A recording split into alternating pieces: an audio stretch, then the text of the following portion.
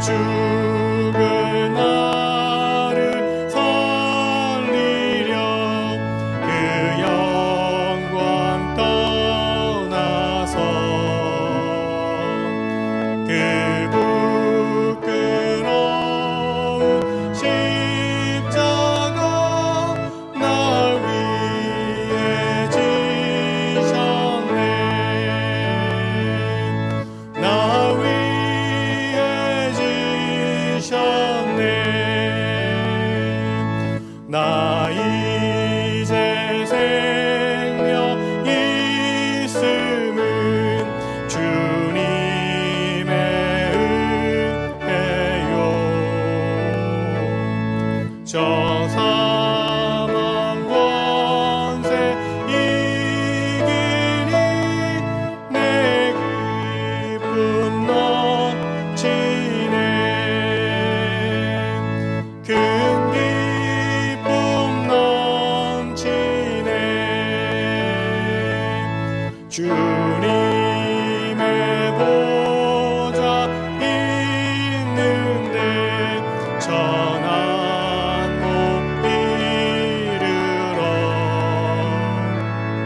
그 영광 몸소 배울 때 내 기쁨 넘치네.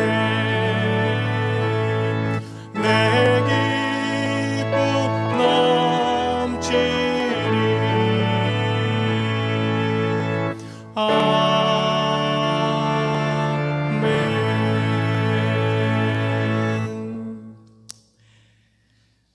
여호와를 자기 하나님으로 삼은 나라 곧 하나님의 기업으로 선택된 백성은 복이 있도다.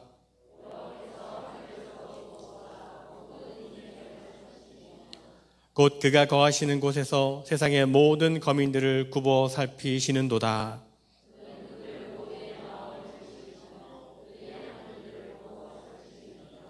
많은 군대로 구원 얻은 왕이 없으며 용사가 힘이 세어도 스스로 구원하지 못하는도다.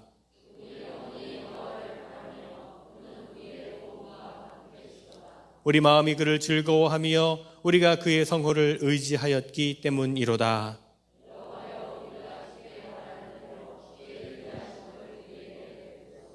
아멘. 사도신경으로 우리 믿음의 고백을 올려드립니다. 전능하사 천지를 만드신 하나님 아버지를 내가 믿사오며 그 외아들 우리 주 예수 그리스도를 믿사오니 이는 성령으로 잉태하사 동정녀 마리아에게 나시고 본디오 빌라도에게 고난을 받으사 십자가에 못 박혀 죽으시고 장사한 지 사흘 만에 죽은 자 가운데서 다시 살아나시며 하늘에 오르사 전능하신 하나님 우편에 앉아 계시다가 저리로서 산 자와 죽은 자를 심판하러 오시리라. 성령을 믿사오며 거룩한 공회와 성도가 서로 교통하는 것과 죄를 사하여 주시는 것과 몸이 다시 사는 것과 영원히 사는 것을 믿사옵나이다. 아멘. 성부 성자와 성령 찬송과 영광 돌려 보내세. 태초로 지금까지 또 영원 무궁토록 성삼 위께 영광 영광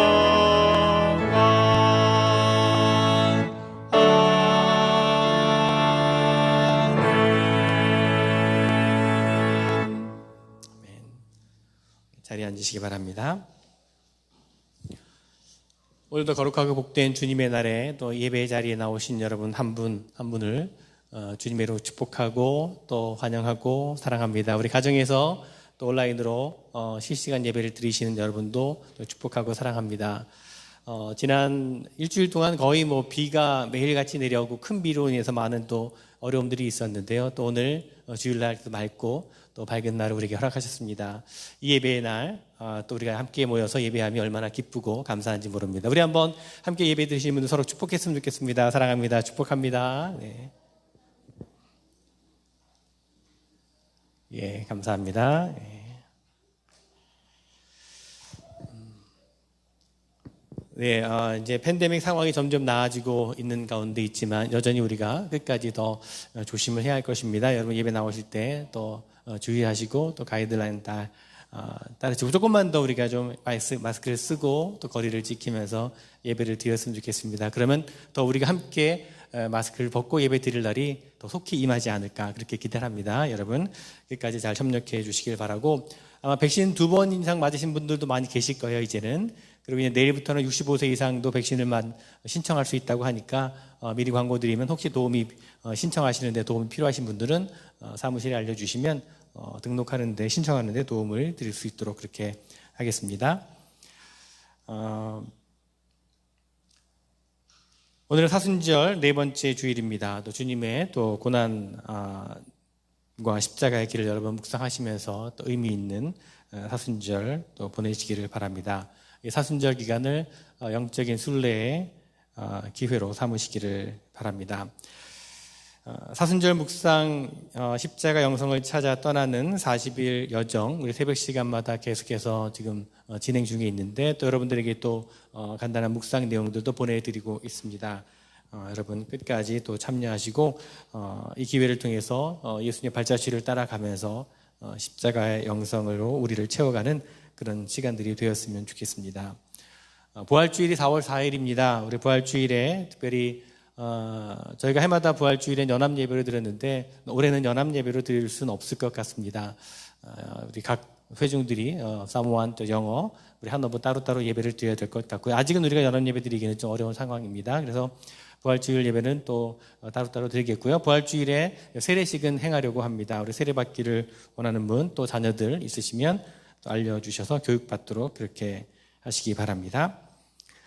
신령직 재직 임명식은 4월 18일 광고 드린 대로 4월 18일에 주일 예배 중에 있습니다. 신령식 새로운 직분 임명 예배에 대해서는 다시 또 추후에 자세하게 광고를 해드리도록 하겠습니다.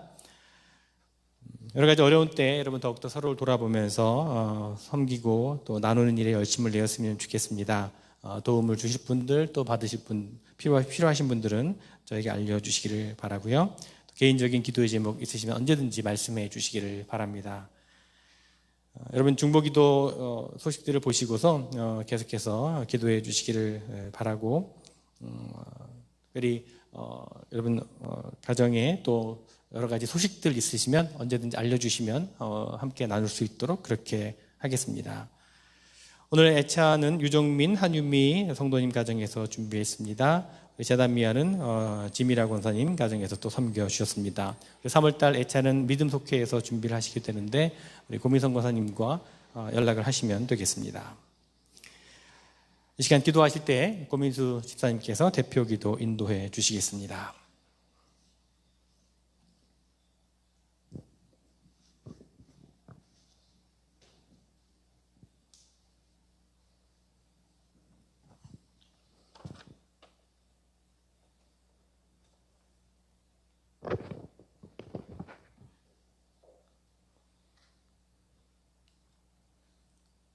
다 같이 기도드리겠습니다.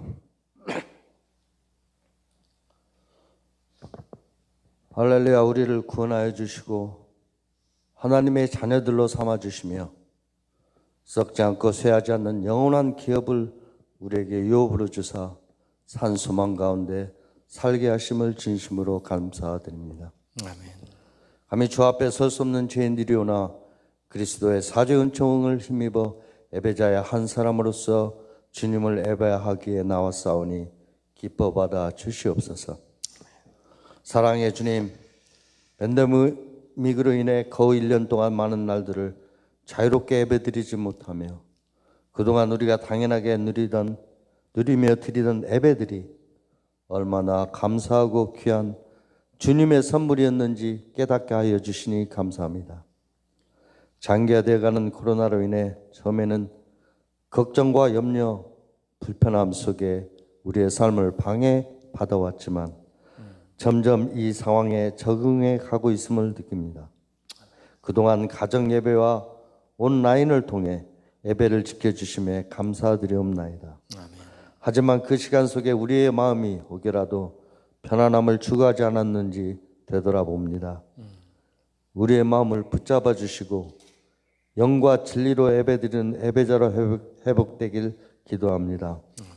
이 시간 감과 호기는 코로나로 인하여 생계가 불투명한 이 땅의 모든 영혼들이 관용과 포용으로 서로 나누게 하시고 사랑하는 마음으로 갈라진 심경들을 하나 되게 하옵소서. 또한 있는 자와 없는 자, 많이 가진 자들과 못 가진 자들이 서로 나누고 위로하는 놀라운 역사를 보게 하여 주시옵소서. 주님, 이 시간 개인적인 짐, 가정의 짐 모두 주님 앞에 내려놓고 경건히 엎드려 간구할 때 주님께서 항상 저희 곁에 동행하시어 도와주신다는 확실한 믿음 잊지 않게 하여 주시옵소서. 아멘.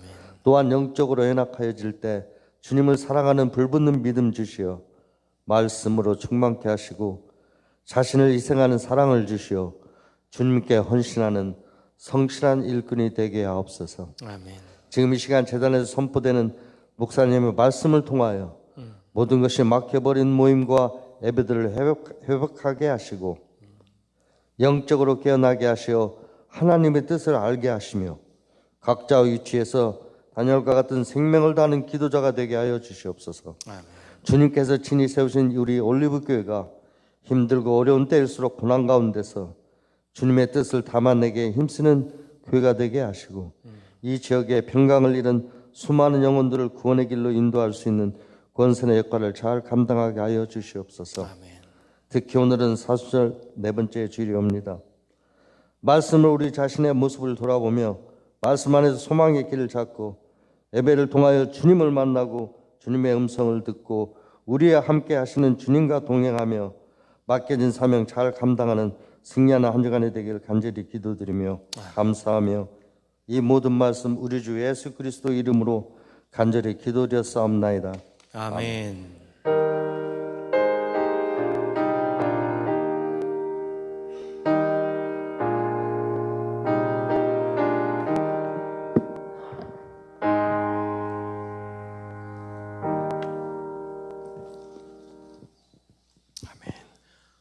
오늘 우리 주신 하나님의 말씀은 신약성경 마가복음 10장 35절부터 45절까지 말씀입니다. 마가복음 10장 35절부터 45절까지 말씀입니다. 하나님의 말씀을 읽겠습니다. 세베대의 아들 야고보와 요한이 주께 나와 여짜오되 선생님이여 무엇이든지 우리가 구하는 바를 우리에게 하여 주시기를 원하옵나이다. 이르시되 너희에게 무엇을 하여 주기를 원하느냐. 여짜오되 주의 영광 중에 우리를 하나는 주의 우편에 하나는 좌편에 앉게 하여 주옵소서. 예수께서 이르시되 너희는 너희가 구하는 것을 알지 못하는도다. 내가 마시는 잔을 너희가 마실 수 있으며 내가 받는 세례를 너희가 받을 수 있느냐. 그들이 말하되 할 수 있나이다. 예수께서 이르시되 너희는 내가 마시는 잔을 마시며 내가 받는 세례를 받으려니와 내 좌우편에 앉은 것은 내가 줄 것이라 아니라 누구를 위하여 준비되었든지 그들이 얻을 것이니라. 열제자가 듣고 야고보와 요한에 대하여 화를 내거늘 예수께서 불러다가 이르시되 이방인의 집권자들이 그들을 임으로 주관하고 그 고관들이 그들에게 권세를 부리는 줄을 너희가 알거니와 너희 중에는 그렇지 않을지니 너희 중에 누구든지 크고자 하는 자는 너희를 섬기는 자가 되고 너희 중에 누구든지 으뜸이 되고자 하는 자는 모든 사람의 종이 되어야 하리라. 인자가 온 것은 섬김을 받으려 함이 아니라 도리어 섬기려 하고 자기 목숨을 많은 사람의 대속물로 주려 함이니라. 아멘. 우리 시간 찬양 드릴 때에 하나님의 눈길 머무신 곳, 원래 이 시간에는 항상 저희가 예전에는 성가대에서 찬양을 하나님께 올려드렸던 앤썸이라 그러죠. 성가대 찬양 시간인데 저희가 팬데믹 후에는 성가대가 서지 못해서 특별 찬양 순서를 저희가 부탁하고 또 여러분 또 나누셨는데 아마 다음 주부터는 성가대 안에서 이제 한두 분씩 이렇게 그룹을 성가대 안 멤버분들이 이제 그룹을 한두 분씩 해서 찬양을 올려드리게 될 것입니다. 그래도 여러분 언제든지 누구든지 원하시면 말씀해 주시면 함께 나눌 수 있도록 하겠고요. 또 성가대장님께 말씀하시면 또 나눌 수 있게 될 것입니다. 우리 시간 함께 찬양 나눌 때 하나님 눈길 머무신 곳 함께 찬송 드립니다.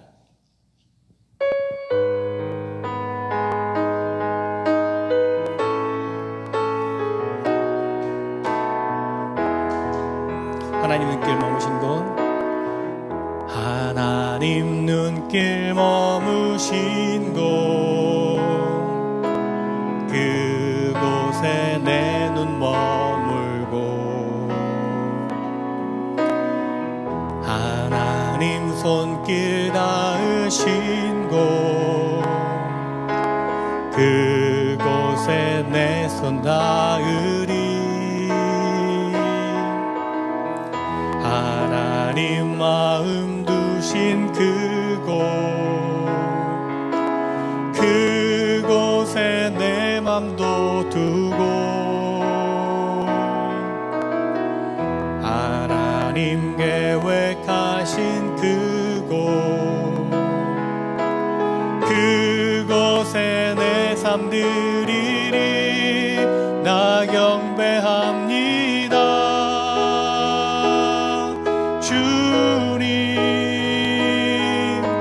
주님만 닮게 하소서. 나 예배합니다.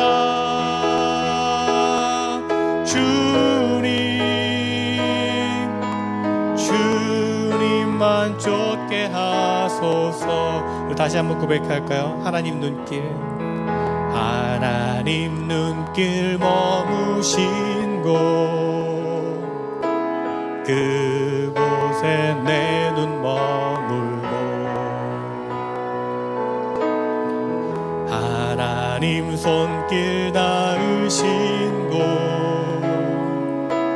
그곳에 내 손 닿으리.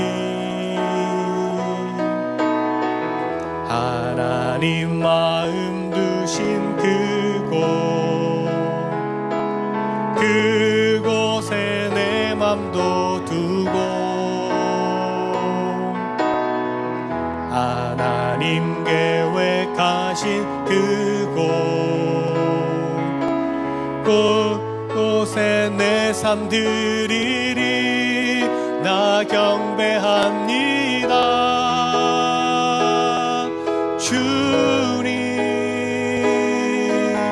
주님만 닮게 하소서. 나 예배합니다.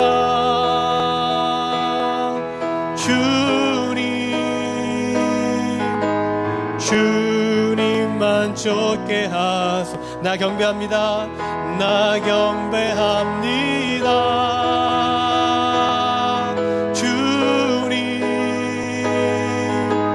주님만 닮게 하소서.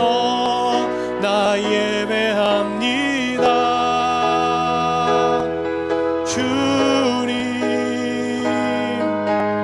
주님만 쫓게 하소서.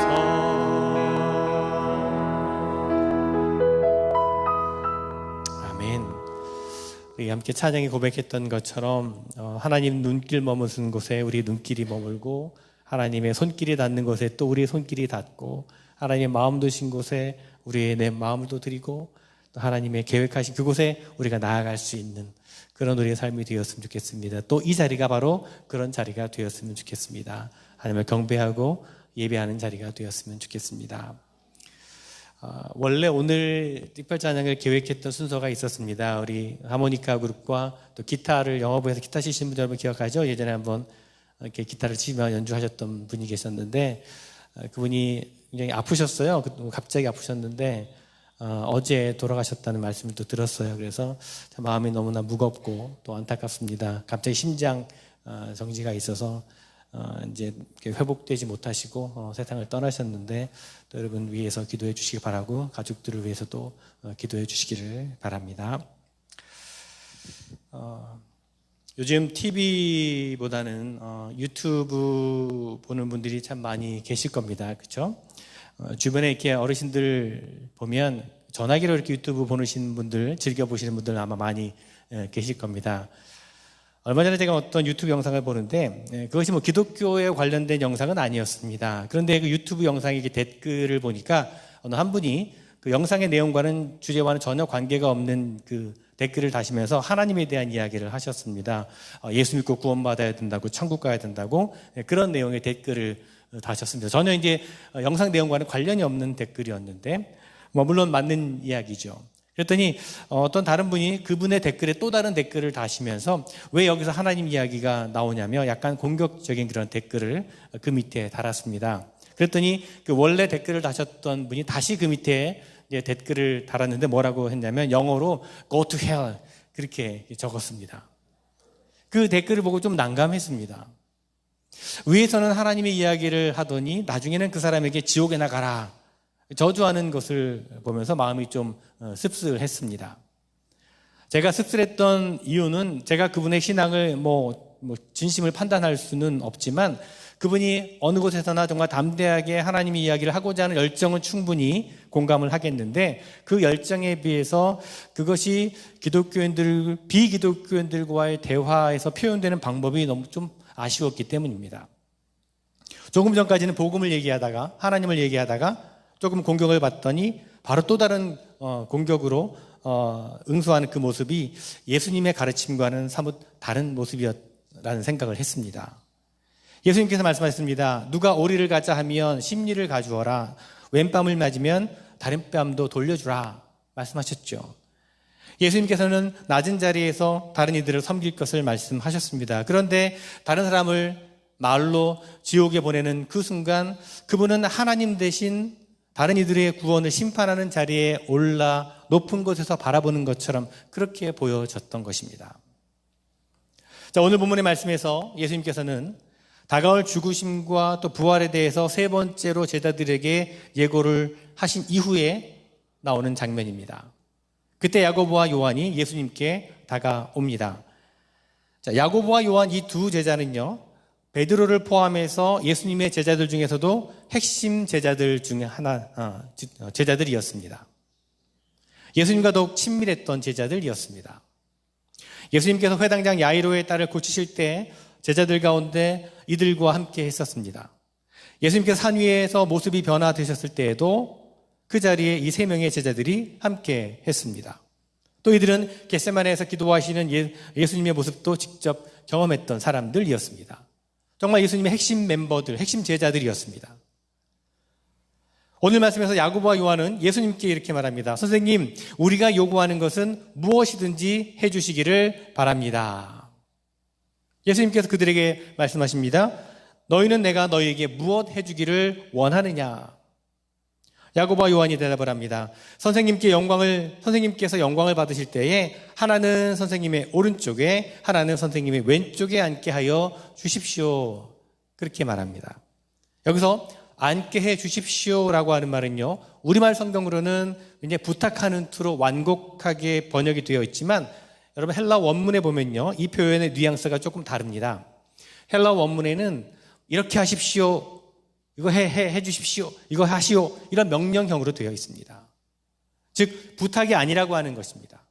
다른 말로 하면 이 두 사람은 마치 예수님을 열심히 따라다닌 그 어떤 보상을 요구하는 것처럼 높은 자리를 달라고 명령하듯이 지금 하고 말하고 있는 것입니다. 야고보와 요한은 예수님께서 처음 그들을 부르실 때 그물을 버려두고 자신의 생업을 뒤로하고 예수님을 따라 나섰습니다. 예수님께 대한 열정이 없이 어떻게 그런 결단을 할 수 있었겠습니까? 하지만 그들의 마음에는 다분히 세상적인 야망이 있었던 것 같습니다. 예수님을 따라가면 무엇인가 정확히는 몰라도 높은 자리에 오를 수 있겠다라고 하는 어떤 확신 같은 것이 있었던 것 같습니다.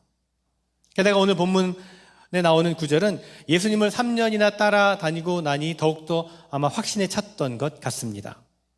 예수님의 능력 정도면 충분히 어떤 정치적인 메시아, 왕이라고 하는 왕이 될 수 있다는 기대감이 있었습니다. 그래서 열정적으로 예수님을 따라다닌 자신들에게 주어질 그 보상이 무엇일까? 자신들에게 주어질 자리가 무엇일까? 기대가 많았던 것 같습니다.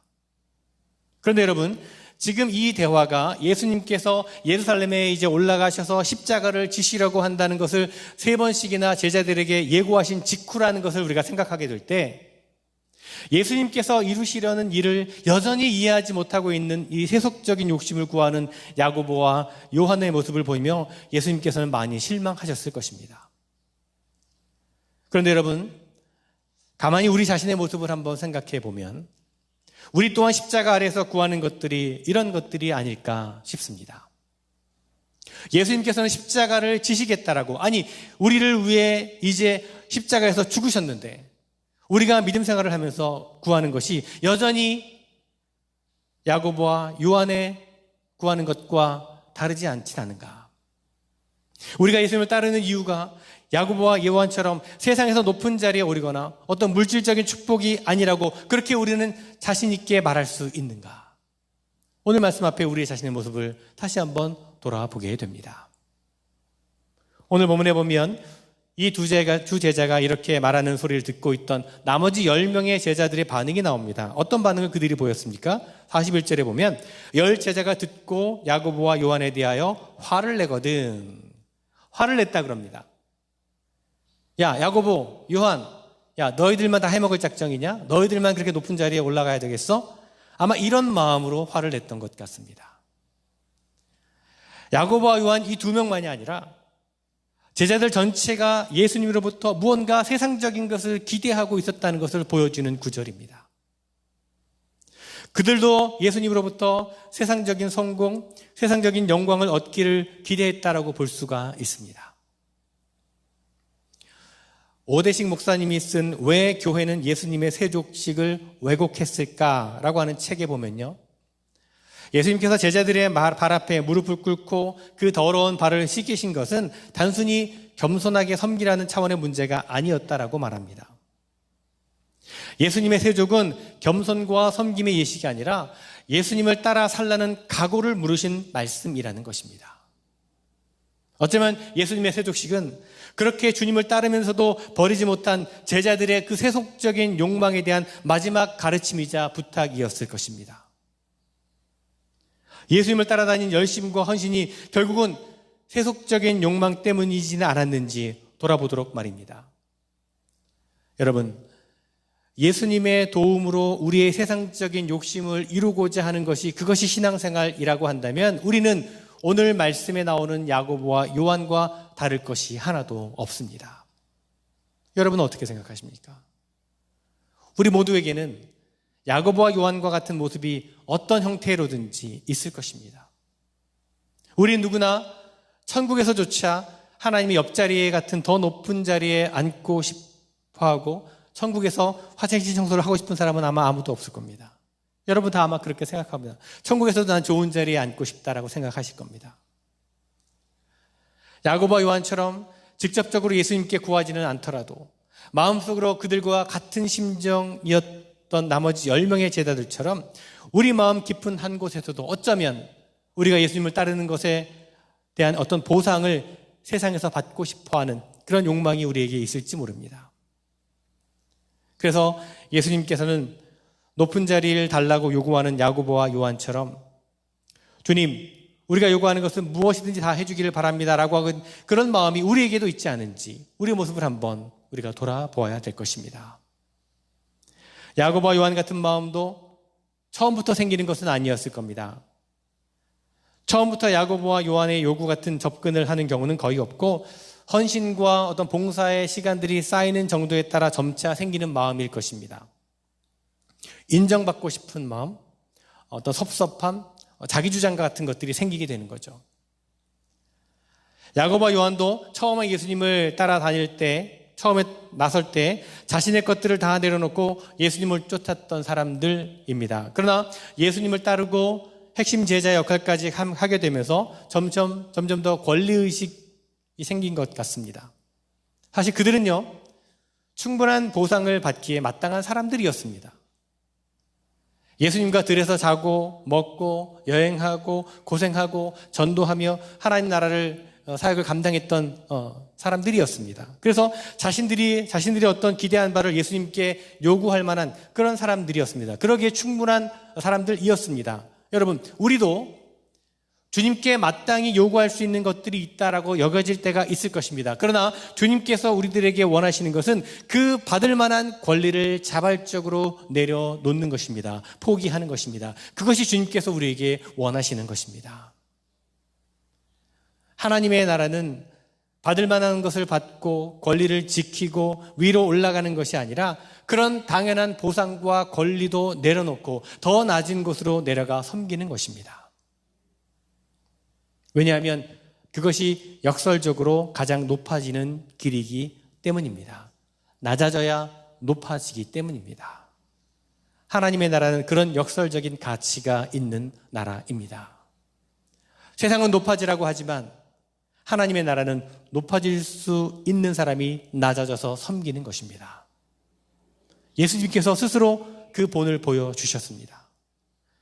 본질상 하나님이신 하나님의 아들이신 분도 섬김을 받으러 오신 것이 아니라 섬기려 오셨습니다. 주님께서는 그런 본을 우리가 따르기를 원하고 계십니다. 그래서 오늘 말씀에서 예수님은 제자들을 불러서 제자로서 주님을 따라가려면 필요한 몇 가지 중요한 각오와 결단이 있어야 되는 것을 가르쳐 주고 계십니다. 첫째는 세상에서 받을 영광을 포기하고 섬김의 삶을 살 각오를 요청하는 것입니다. 예수님의 제자들이 걸어야 할 길은 결코 높아지고 남들 위에 군림하는 길이 아니라 섬김의 길이라는 것을 가르치십니다. 오늘 42절 말씀을 봅니다. 예수께서 불러다가 이르시되 이방인의 집권자들이 그들을 임의로 주관하고 그 고관들이 그들에게 권세를 부리는 줄을 너희가 알거니와 그럽니다.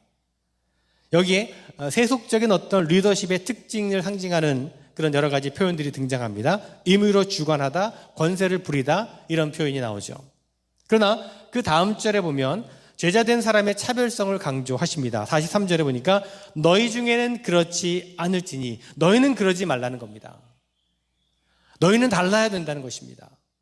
너희는 다르게 살아야 한다고 말씀하십니다. 그러면서 말씀하십니다. 너희 중에 누구든지 크고자 하는 자는 너희를 섬기는 자가 되고 너희 중에 누구든지 으뜸이 되고자 하는 자는 모든 사람의 종이 되어야 하리라. 철저하게 리더십이 아니라 서번트십을 말씀하시고 계신 겁니다. 주님의 제자로 살기를 원한다면 섬길 각오를 해야 한다는 것입니다. 섬김의 자리로 나아갈 결단을 해야 한다는 것입니다. 45절입니다. 인자가 온 것은 섬김을 받으려 함이 아니라 도리어 섬기려 하고 자기 목숨을 많은 사람의 대속물로 주려 함이니라. 이것이 예수님의 미션 스테이트먼트입니다. 예수님께서 친히 이 섬김의 본을 우리에게 보여주셨습니다. 그리고 예수님은 진심으로 예수님을 따르기를 원하는 제자들에게 같은 각오와 결단을 할 것을 요청하고 계십니다. 세상과 다른 가치로 살아가라고, 섬길 각오를 하고 따라가라고, 자기 충족을 위해 따르는 것이 아니라고, 자기를 높이고 자기를 자랑을 위해서 따라가는 것이 아니라 섬길 각오를 하고 따라야 한다라고 말씀하십니다. 이것은 예수님의 제자로 부름받은 우리들에게 지금도 요청되는 것임을 우리가 깨달아야 할 것입니다. 두 번째로는 고난받을 것까지도 감당할 각오를 요청하고 계십니다. 모든 시대의 그리스도의 제자들에게 주님께서 요구하시는 것은 예수님처럼 고난받을 각오를 하는 것입니다. 37절을 다시 한번 읽어봅니다. 주의 영광 중에서 하나는 주의 우편에 하나는 좌편에 앉게 하여 주옵소서. 자, 예수님께서 이렇게 반응을 하십니다. 38절이죠. 너희는 너희가 구하는 것을 알지 못하는도다. 내가 마시는 잔을 너희가 마실 수 있으며 내가 받는 세례를 너희가 받을 수 있느냐. 자, 예수님께서 이 대화 직전에 고난받으심과 죽음에 대한 이야기를 하셨기 때문에 자, 이 시점에서 예수님의 머릿속에는 예루살렘에 올라가서 지실 십자가를 생각하고 계셨습니다. 그런데 느닷없이 이 두 제자가 야고보와 요한이 오른편 왼편에 앉게 해달라고 지금 요청하는 거죠. 그러니까 지금 십자가를 지시러 가시는데 오른편 왼편에 앉히려면 방법은 하나밖에 없습니다. 두 강도 대신 매달리는 거죠. 오른편에 왼편에 매달리는 방법밖에는 없습니다. 그래서 예수님께서 말씀하십니다. 너희는 너희가 구하는 것이 무엇인지 모르고 있구나. 내가 마시는 잔을 너희가 마실 수 있고 내가 받는 세례를 너희가 받을 수 있느냐. 예수님께서 마셔야 할 잔도 십자가 위에서 죽음을 앞두시고 받으신 그 신 포도주 잔을 두고 말씀하셨을 것입니다. 그래서 이어지는 39절 내용은 일종의 예언의 말씀이라고 할 수가 있습니다. 내가 마시는 잔을 너희가 마시고 내가 받는 세례를 너희가 받을 것이다. 결국 제자들은 예수님께서 십자가에서 경험하신 것 같은 일을 경험하게 될 것이다 라고 하는 말씀이고, 실제로 제자들은 이후에 예수님이 승천하신 다음에 예수님처럼 복음을 전하다가 순교하는 삶을 살게 됩니다. 특히 야고보는 사도행전 12장 말씀에 보면 12제자 가운데 가장 먼저 순교를 당하게 됩니다. 여러분, 제자의 삶에는 고난이 따라옵니다. 이것은 피할 수가 없습니다. 제자의 삶을 살고자 하는 사람에게, 제자의 길을 걷고자 하는 사람들에게 고난은 피할 수 없는 일입니다. 고난 없이 어떻게 주님의 길을 섬길 수가 있겠습니까? 땀 흘리는 고된 작업이 없이 어떻게 우리가 섬길 수 있겠습니까? 손에 물 안 묻히고 어떻게 우리가 섬길 수 있겠습니까? 진지한 섬김을 구하는 사람들에게 고난은 피할 수 없는 과정이라고 주님께서 말씀해 주고 계십니다. 그런데 여러분, 고난만 당하고 끝이 날까요? 그렇지 않습니다. 고난 후에 얻을 영광을 오늘 암시해 주고 계십니다. 40절 말씀해 보니까 내 좌우편에 앉는 것은 내가 줄 것이 아니라 누구를 위하여 준비되었든지 그들이 얻을 것이니라. 자, 이 말씀은요, 우리들이 최선을 다해서 섬기고 헌신하게 되면, 그리고 고난까지 감당하고 견뎌내면 그것은 우리들의 섬김과 받았던 고난에 따라서 당연히 하나님께서 예비하신 상급과 영광을 얻게 될 것이다 라고 약속해 주시는 말씀입니다. 우리가 주님 앞에 서는 날 우리의 삶의 결산을 어떻게 하느냐가 우리가 세상에서 높아지는 것보다 훨씬 더 중요합니다. 여러분, 우리가 걸어가는 삶의 길은 다 다르지만 하나님께서 우리 각자에게 맡겨주신 사명을 이루기 위해서 섬김의 어려움을 감내하는 인내의 시간을 살아가다가 우리가 주님 앞에 영광스럽게 우리의 삶을 결산할 그날을 맞이하는 우리 모두가 되었으면 좋겠습니다. 어느 목사님으로부터 제가 들은 이야기인데요, 이 목사님의 아버님도 이제 목사님이신데 아버지께서 연로하셔서 돌아가실 날을 얼마 남겨놓지 않으셨다고 합니다. 이제 병상에 누워 가신 아버지에게 목사님이 찾아가서 이렇게 물었다고 합니다. 아버지, 천국에서 하나님을 만나면 하나님께서 아버지에게 뭐라고 말씀하실 것 같으세요? 그랬더니 아버지께서 이렇게 대답을 하셨다고 합니다. 뭐라 그러기는 잘 써먹었다 하시겠지. 잘 써먹었다. 내가 너를 참 잘 써먹었다. 이 말씀이 저에게 참 깊이 다가왔습니다. 그래, 목회자로서 하나님 앞에 섰을 때 들어야 될 말이 이 말이야지. 하나님께서 잘 써먹었다라는 말씀을 들을 수 있어야지. 그런 생각을 했습니다. 그런데 여러분, 생각해 보면 목회자에만 해당되는 얘기는 아닙니다. 여러분, 우리 모두나 하나님 앞에 설 때가 있습니다. 그때 하나님 앞에서 하나님께서 우리를 보시고 잘 써먹었다, 그런 말씀 여러분 듣고 싶으십니까? 아니면 내가 너를 쓰려고 했는데 네가 나를 따라주지 않아 내가 도무지 너를 쓸 수가 없었다, 그런 말을 듣기를 원하십니까? 어떤 말을 듣기를 원하십니까? 예수를 위한 바보라고 하는 책을 쓰신 데이빗 케이프 목사님이 계신데 남아프리카 공화국의 러빈힐스 교회 목회자로 존경받는 목회를 하셨던 분입니다. 그런데 어느 날 이분이 부르심의 음성을 듣게 됩니다. 이 음성이 정말 하나님의 뜻일까? 14개월 동안 이 데이빗 목사님은 그 부르심의 진위를 파악하는데 고민을 했습니다.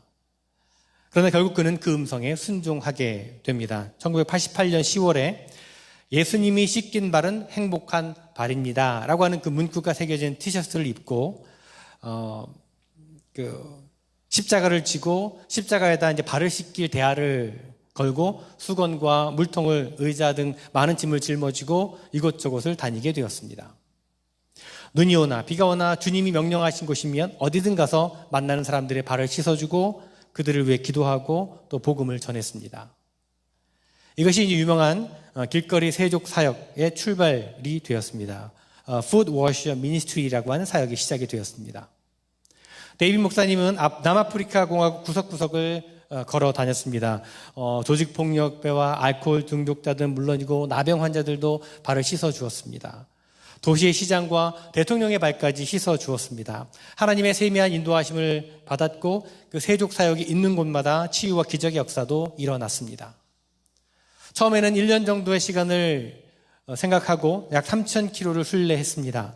그러나 주님은 이제 남아프리카 공화국을 떠나서 중동의 여러 나라에서도 세족 사역을 계속할 수 있도록 이끌어 가셨습니다.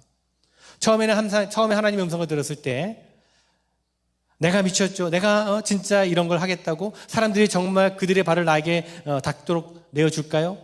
주님 완전히 바보 같은 짓입니다. 이거는 차라리 저를 무너지게 하셔서 전혀 이 일이 없었던 것처럼 하시면 안 될까요? 그렇게 생각했지만 결국 케이프 목사님은 하나님의 부르심에 순종하면서 그 사역을 시작했습니다. 그리고 목사님은 예수님과 함께 영광을 받기 위하여 고난도 받아야 된다는 사실도 배웠습니다.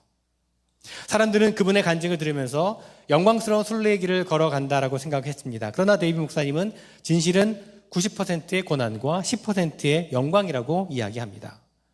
어떤 때는 독수리의 날개 위로 날아오는 것 같지만 어떤 때는 온전히 인내하면서 한 걸음 한 걸음 그저 앞으로 나아갈 뿐이었다라고 말합니다. 자, 그런데 어느 날부터 이 데이비 목사님은 자신이 하루 동안에 얼마나 많은 사람들에게 영향을 끼쳤는지를 카운트했다고 합니다. 세어보았다고 합니다. 물론 하나님께서 행하신 일에 감사하고 인도하심을 찬양했지만 매일 무슨 일을 얼마나 효율적으로 행하는지를 점검하는 그 습관에 사로잡혀 있게 되었습니다. 그러나 어느 날 경험한 일인데 그는 이렇게 고백을 합니다. 어느 날이었다. 억수같이 비가 쏟아져 길거리는 진흙탕이 되고 몸은 흠뻑 젖고 입고 있는 티셔츠와 반바지도 몸에 찰싹 달라붙어 심하게 한기를 느끼는 날, 게다가 아무도 말씀을 듣고자 기다리지 않는 날, 눈에서는 뜨거운 눈물이 흘러내리고 마침내 하나님을 향해 소리 질렀다. 하나님, 이게 도대체 다 뭡니까? 내가 왜 여기 있어야 합니까? 여기서 내가 지금 뭘 하고 있는 것입니까? 제가 미친 사람인가요? 그러면서 성령의 세미한 음성을 들었다. 데이빗, 나는 내가 얼마나 많은 사람들의 발을 씻겼는지, 몇 명의 사람을 구원에 이르게 했는지 숫자를 세지 않았으면 좋겠다. 나는 내가 인간적으로 애쓰지 않았으면 좋겠고 내가 너에게 보여주는 것에만 순종했으면 좋겠다. 내가 하루에 20명, 30명의 발을 씻기면 그날은 성공한 날이냐? 나의 나라에는 성공이나 실패가 없단다. 오직 순종만이 있단다. 데이비 목사님은 그날 밤부터 몇 사람의 발을 씻겼는지, 몇 사람을 주님께로 영접했는지 숫자에 신경 쓰지 않았다고 합니다. 하나님 나라에서는 세상에서처럼 높아지려고 노력할 필요가 없습니다. 하나님의 나라에는 성공이나 실패가 없기 때문입니다. 오직 순종만이 있습니다. 여러분, 우리가 비록 하나님의 자녀로서 주님의 제자로서 걸어야 하는 길에 어려운 순간들을 직면하게 될 것을 요청받을지라도, 때로 고난이 우리에게 따라온다 할지라도, 때로는 지치고 마음이 무너질 때에도 그것이 우리의 진정한 성공과 실패를 좌우하는 것이 아니라는 것을 우리가 기억했으면 좋겠습니다. 하나님께서 우리에게 원하시고 찾으시는 한 가지는 바로 우리가 하나님의 신실한 자녀로서 하나님께 순종하는 것입니다. 여러분, 세상에서 우리 보고 높아지라고 하지만 우리가 예수님을 따라 오히려 낮아져서 종된 섬김의 자리에 서게 될 때 세상은 우리 보고 바보라고 비웃을지 모릅니다. 비난할지 모릅니다. 조롱할지 모릅니다. 어쩌면 우리와 가장 가까운 사람들로부터 우리가 이해받지 못할 때가 있을지도 모릅니다. 그러나 여러분, 우리가 예수님처럼 섬김을 받기 위해서가 아닌 섬기는 삶을 살아갔으면 좋겠습니다. 높아지는 것이 아닌 낮아지는 삶을 살아갔으면 좋겠습니다. 섬김을 위해 능력을 사용하시고 섬기기 위해 생명을 내어주신 예수님의 그 부르심을 따라 그렇게 우리도 섬기는 자리에 나아갔으면 좋겠습니다. 혹 내가 바보가 되어야 한다면 그 누구도 아닌 바로 예수님을 위한 바보가 되고 싶은 그런 소망을 품는 그런 우리 모두가 되었으면 좋겠습니다. 그렇게 살아가다가 주님 앞에서 영광스럽게 우리의 삶을 결산할 수 있는 그런 우리가 되었으면 좋겠습니다. 그런 여러분 모두가 되시기를 간절히 주님의 이름으로 축원을 드립니다. 기도하겠습니다. 주님, 우리가 주님을 닮기를 원합니다. 주님을 본받기를 원합니다. 섬김을 받으려가 아닌 섬기시려 우리에게 오신 십자가를 위해, 우리를 위해 십자가를 지신 주님을 본받는 우리가 되게 하여 주시옵소서. 우리도 또한 섬기는 자리에 서게 하여 주시옵소서. 세상의 가치로는 더 높아지는 것이 좋아 보이지만 우리가 하나님 나라의 가치를 따라 살게 하여 주시옵소서. 더욱 낮아지는 삶을 살게 하여 주시옵소서. 어떤 고난과 어려움 가운데서도 사람들이 비난하고 조롱한다 할지라도 끝까지 주님의 길을 따라가는 순종함으로 나아갈 수 있는 우리 모두가 되게 하여 주시옵소서. 예수 그리스도의 이름으로 기도드리옵나이다. 아멘. 함께 찬송하시겠습니다.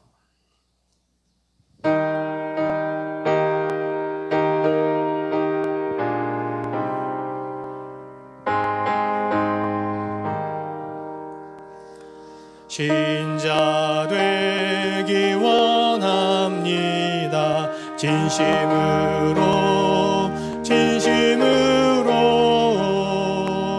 신자 되기 원합니다.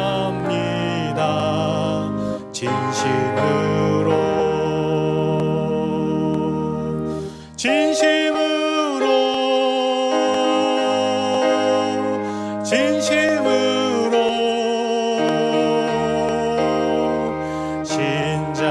되기 원합니다. 진심으로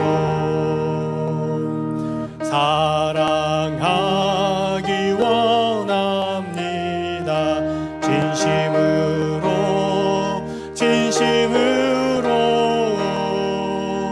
사랑하기 원합니다. 진심으로 사랑하기 원합니다. 진심으로 거룩하기 원합니다. 진심으로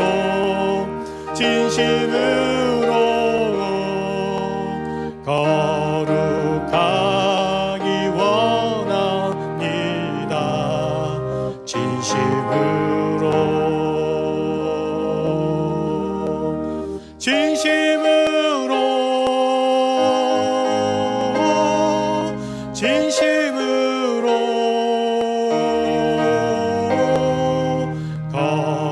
거룩하기 원합니다. 진심으로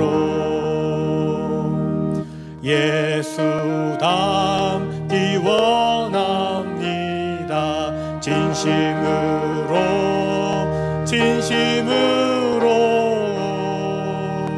예수 닮기 원합니다. 진심으로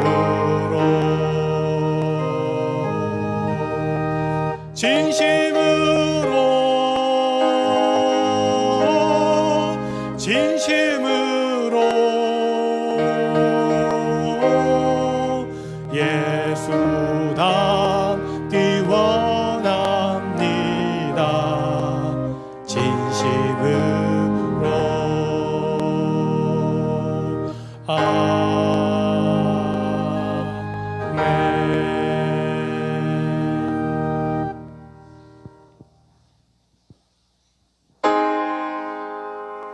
만복의 근원 하나님 본 백성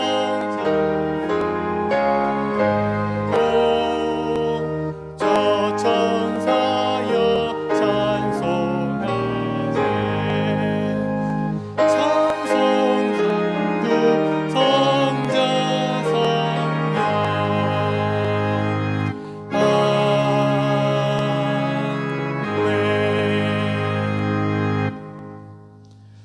참으로 저희들 주님을 닮기를 원합니다. 더욱 거룩하기를 원합니다. 사랑하기를 원합니다. 예수님의 제자로서 참된 삶을 살아가기를 원합니다.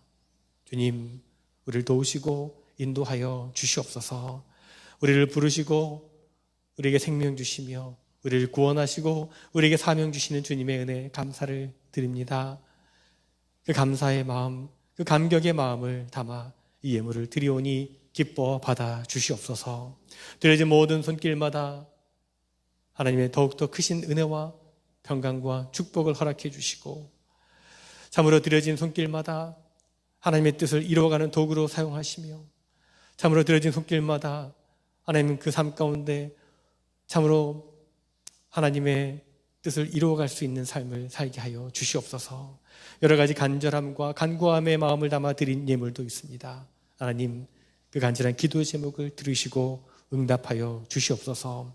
여러 가지 어려운 형편 가운데 있는 성도들, 낙심과 절망과 외로움과 아픔과 또 빈곤함 가운데 있는 성도들에게 주님 찾아가셔서 주님의 은혜로 회복시켜 주시고 풍성하게 하시며 다시 한번 일어서게 하여 주시옵소서.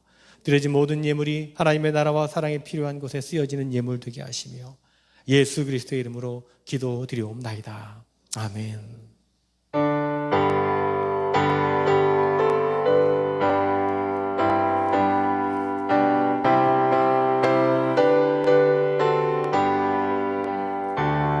주 안에 있는 나에게 단 근심이 있으랴 십자가 밑에 나아가 내 짐을 풀었네.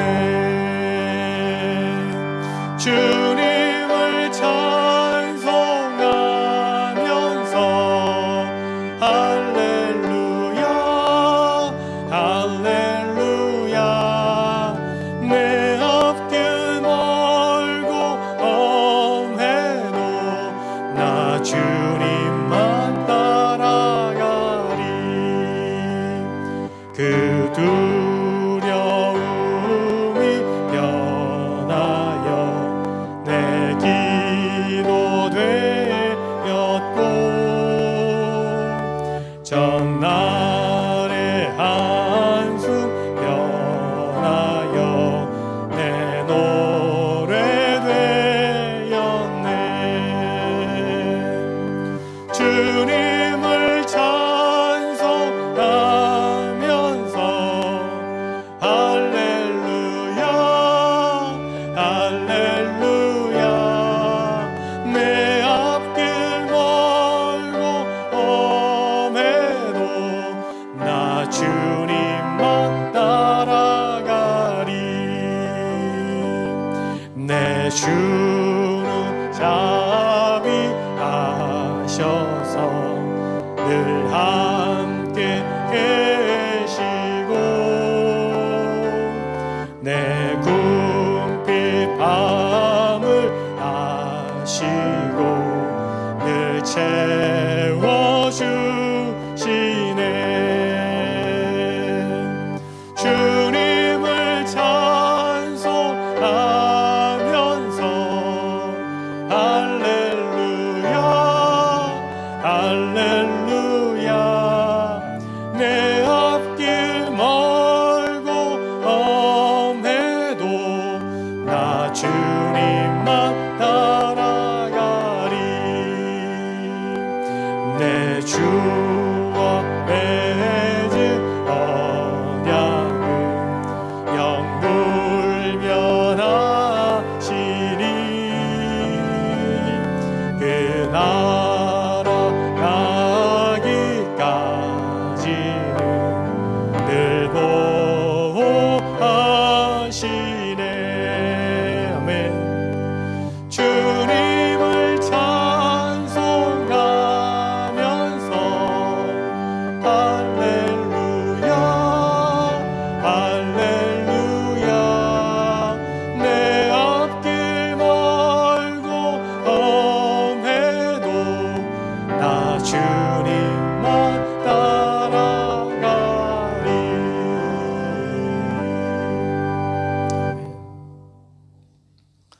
이제는 우리 주 예수 그리스도의 은혜와 하나님 아버지의 크고 놀라우신 사랑하심과 성령의 감화, 역사, 교통, 충만하심이 참으로 하나님의 자녀로서 주님의 제자들로서 주님께서 본을 보이신 섬김의 길, 낮아짐의 길, 희생의 길을 따라가고자 결단하며 이 자리에서 나아가는 사랑하는 성도들, 저들의 모든 가정과 일터와 삶의 자리 위에 특별히 눈물과 슬픔 가운데 있는 성도들에게 지금부터 영원토록 함께 하옵시기를 간절히 축원하옵나이다. 아멘.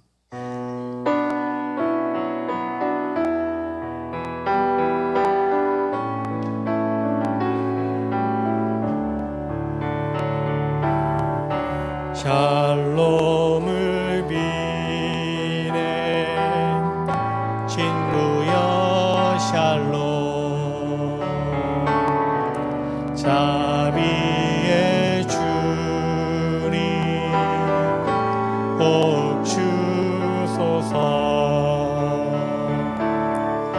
우리의 삶과 사랑을 통해 주님은 평화, 주님은 샬롬, 주님은 샬롬.